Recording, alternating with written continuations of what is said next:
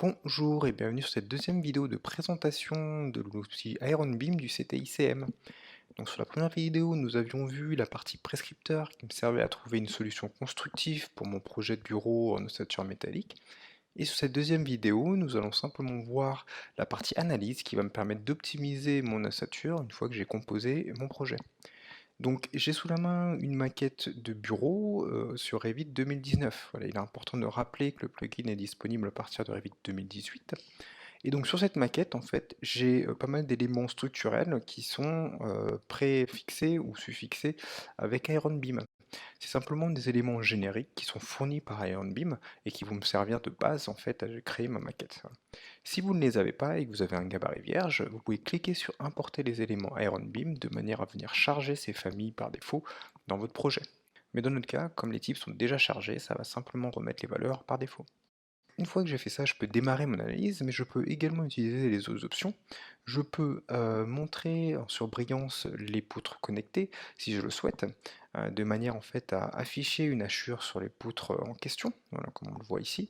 Et je peux également afficher et mettre en surbrillance les poutres configurées, qui seront simplement les ossatures qui auront été modifiées suite à l'analyse du plugin. Donc avant de faire mon analyse, je vais simplement m'assurer que les conditions d'appui sont correctes.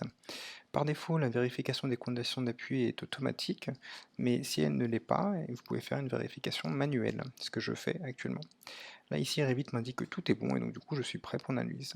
Parce que simplement, le plugin va se baser sur le modèle analytique fourni par Revit, et que si celui-ci est pas forcément bon, et ben l'analyse ne sera pas forcément précise. Voilà. Donc une fois que je démarre mon analyse, j'ai accès à une nouvelle fenêtre. J'ai un viewer qui me permet de voir mon ossature métallique où tous les éléments sont cliquables. Je peux voir ici que cette poutre a une longueur spécifique, une charge spécifique.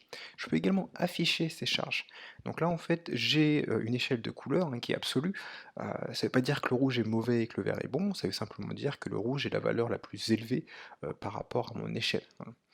Je peux également venir afficher les planchers ou les murs, sachant que l'affichage des planchers me permet de les sélectionner et de voir les charges qui sont appliquées dessus. Et également, je peux varier la transparence si je le souhaite. Donc par exemple, ici, je vois que j'ai des charges d'exploitation de standard pour les bureaux de 250 dkN. Mais imaginons que sur ce dernier plancher, je veux passer à 200 pour une raison quelconque, ben, je peux le faire. Et si je redémarre mon analyse, on va voir ici que ma valeur maximale de charge sur les poteaux, qui était à 1750, est passée à 1718. Donc maintenant passons à la partie analyse et nous pouvons voir que le plugin nous propose plusieurs solutions en fonction de la localisation de nos éléments structurels. Je peux voir les parties de ma structure qui vont être configurées et les solutions proposées.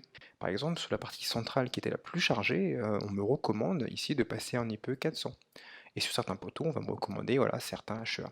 Donc on voit qu'une première partie c'est les poutres et la deuxième partie c'est simplement les poteaux. Donc je peux appliquer une solution ou je peux toutes les appliquer. Donc moi je vais appliquer toutes les solutions pour le bien de la vidéo, et on va voir qu'au fur et à mesure que les solutions sont appliquées, mon ossature va se colorer. Donc là je vais accélérer la vidéo de manière en fait à montrer de manière plus efficace en fait les changements.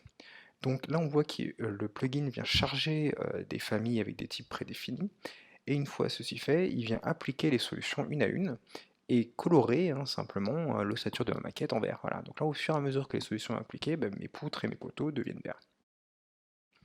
Donc une fois que j'ai fait ça, je peux enlever la fenêtre, et là on voit bien que ça a été utile de cliquer sur l'option configurer, parce que du coup ça me permet de visualiser les choses de manière beaucoup plus claire. Donc là on voit que cette poutre centrale est passée en IPE 400, cette poutre périphérique en 330, et ce poteau en HEA 180. On voit également que dans notre arborescence de famille, on a des nouveaux types qui ont été préchargés, et voilà, qui ont servi simplement à l'analyse. Voilà. Donc voilà tout en fait sur ce plugin. Je vous conseille vraiment de l'essayer de manière voilà, à améliorer vos compétences au niveau de l'ossature métallique si vous n'avez pas forcément de connaissances. Et si vous voulez télécharger le plugin, en fait il faut aller sur aerobin.eu dans l'onglet ressources, ou vous pouvez le télécharger sur la page dédiée sur Bimobject. A bientôt.